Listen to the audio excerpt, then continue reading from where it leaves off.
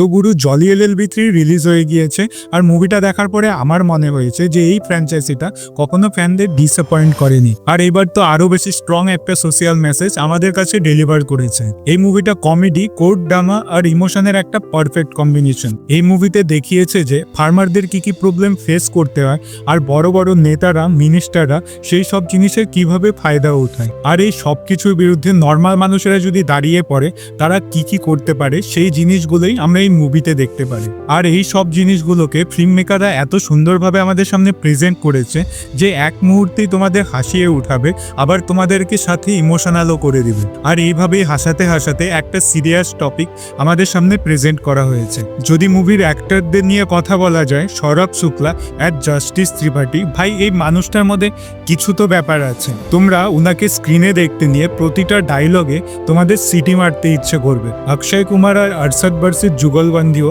তোমাদের দারুণ লাগবে, মানে কেউ কারো থেকেই কম না। মুভিতে দুজনের যে কমিক টাইমিংগুলো দেখানো হয়েছে সেটা আমার দেখতে ভালো লেগেছে। আর এই মুভিটার ক্লাইম্যাক্স সত্যিই খুব স্ট্রং ছিল।